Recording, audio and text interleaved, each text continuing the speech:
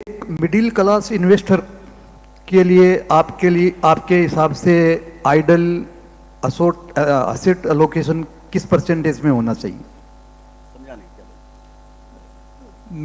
Mid investor के हिसाब से, आपके हिसाब से क्या इन्वेस्टमेंट थियरी होनी चाहिए, राइट? क्या एसेट एलोकेशन क्या एसेट एलोकेशन होना? सर एसेट एलोकेशन का ऐसा सर, ये आपकी अपने खुद की रिस्क। देखिए सर, मेरा एक कोट है, स्टॉक मार्केट में पैसे से पैसा नहीं कमाया जाता है। जो आदमी सोचते हैं ना स्टॉक मार्केट में पैसा से पैसा कमाया जाता है, वो गलत बोलते हैं। पैसा तो जरूरत है ही है, कैपिटल तो आपको चाहिएगा, but your mental capacity is more important than your financial capacity. मैंने यहाँ पर लोगों को देखा कि 5 लाख से लोग 500 करोड़ रुपया कमा सकते हैं, और 500 करोड़ रुपया वालों को भी मैंने यहाँ पर फेल होते हुए देखा है। इसका मतलब पैसे से कभी कमाने की चेष्टा मत कीजिए। तो इसका कारण क्या है सर, कि आपकी मेंटल जो कैपेसिटी है, लोग अपने खुद की मेंटल कैपेसिटी समझ नहीं पाते हैं। अगर मैं जिम में जाकर 50 किलो का अगर कोई डंबल उठा रहा हूं, आप मेरे को देखकर अगर 50 किलो का डंबल उठाएंगे तो हो सकता है शायद आपको वो सूट नहीं करे। आपको समझना है कि हाँ भाई, मैं 15 किलो आज से शुरुआत करता हूं, और आस्ते आस्ते 15 किलो का 20 करूंगा, 20 का 25 करूंगा, फिर 150 किलो भी उठा सकता हूं। लोग ऐसा नहीं करते, वो इमिटेट करते हैं। लोगों को खाली कॉपी करना चाहते हैं कि उसने 5 लाख शेयर ले लिया तो मैं भी 5 लाख शेयर ले लेता हूं। तो वो 5 लाख शेयर लेंगे, वो पेनी स्टॉक वाला शेयर लेंगे, क्योंकि उनको क्वांटिटी चाहिए कि मेरे डीमेट में 5 लाख शेयर है एक कंपनी का मेरे। तो मतलब ये एसेट एलोकेशन आपको खुद को समझना है सर, कि आपका माइंड कहां तक वो वजन उठा सकता है। जहां तक आपको रात को नींद आ रही है, जब तक जाकर बीवी से झगड़ा नहीं कर रहे हैं, बच्चों को थप्पड़ नहीं मार रहे हैं, अगर घाटा हो रहा है, तब तक आप सही लाइन में जा रहे हैं। लेकिन द मोमेंट अगर आपका वहां पर अपना माइंड चेंज हो गया, आपका बिहेवियर चेंज हो गया शेयर्स लेने के बाद में, इसका मतलब आप अपनी कैपेसिटी से ज्यादा शेयर्स ले चुके हैं। तो एसेट एलोकेशन का पूरा डायरेक्ट संबंध है आपके रिस्क लेने की कैपेसिटी से, और शेयर बाजार में वही पैसा इन्वेस्ट करना चाहिए जो पैसा आपको कम से कम 2-3 साल नहीं चाहिए।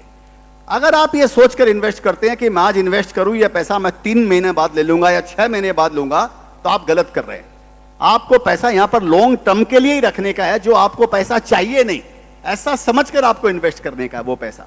तो अपने आप आपका एसेट एलोकेशन का उत्तर आपको मिल जाएगा कि इतना पैसा मेरे को 5 साल नहीं चाहिए, इतना पैसा मैं एसेट एलोकेट करता हूं इक्विटी के लिए।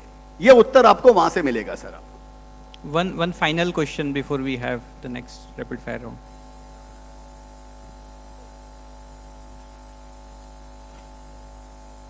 हेलो सर, मेरा नाम दर्शन है। जब भी ये कोविड आया था तब मार्केट बहुत जल्दी से गिर गया था, फिर तुरंत वी शेप रिकवरी भी देखने को मिली थी। ये दूसरी बार भी ऐसा हुआ, यूक्रेन क्राइसिस आया, मार्केट गिर गया और तुरंत ऊपर भी आ गया। स्टॉक के भाव भी गिर गए थे और स्टॉक के भाव जल्दी से ऊपर आ गए। पर इस बार मार्केट कैसा रहा है, निफ्टी इतना नहीं गिर रहा है, पर स्टॉक के प्राइस आप देख रहे हो तो 50-60% सारे स्टॉक में से निकल गए। मार्केट जल्दी से ऊपर तो आ जाएगा, निफ्टी नया हाई भी बना देगा, क्या स्टॉक के प्राइस फिर से ऊपर आ सकेंगे इतने जल्दी? देखिए सर, ऐसा है, पहला बात तो आप ये समझ लीजिए कि मैं ऐसा मानता हूं कि जो निफ्टी जो है ये डिसेप्टिव है। ये निफ्टी आपको सही शेयर बाजार का सही इंडिकेशन नहीं देता है। निफ्टी है जिसमें 50 शेयर्स हैं, और सेंसेक्स है उसके अंदर में खाली 30 शेयर्स हैं, वो आपको, और आप उनमें काम ही नहीं करते हैं। तो आप उनको देखकर अपने पोर्टफोलियो के कैसे जज कर सकते हैं कि आपका पोर्टफोलियो गलत है या सही है? जो आप निफ्टी की बात कर रहे हैं कि जो निफ्टी पहले वी शेप विक्ट्री आई थी, अगर आप ये देखेंगे कि नीचे से इंडेक्स हुआ डबल, लेकिन मिड कैप में शेयर जो मैंने थोड़ी देर पहले बोला वो 5 टाइम्स हुए, 10 टाइम्स हुए, 20 गुना हुए। तो उसने भी वहां पर भी निफ्टी को उन्होंने आउट परफॉर्म किया। इंडिविजुअल शेयर्स की बात कर रहा हूं। इसी तरह जब अब ये बाजार गिरा है तो ये निफ्टी कम गिरा है, लेकिन वही शेयर जो 5 गुना 7 गुना हुए थे वो 50%, 70%, 60% गिर चुके हैं ऑलरेडी। मैक्सिमम शेयर है। तो इनका कभी भी आपस के अंदर में कोरिलेशन नहीं है।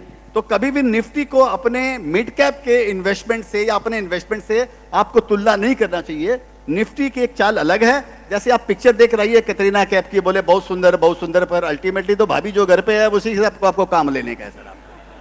तो आप काइंडली उसको देखकर घर में आकर फिर आप डांस मत कीजिए कि यहाँ काला चश्मा चढ़ गया रे, हो नहीं कर। तो ये दोनों अलग अलग चीज है, वो ग्लैमरस है और ये हकीकत है।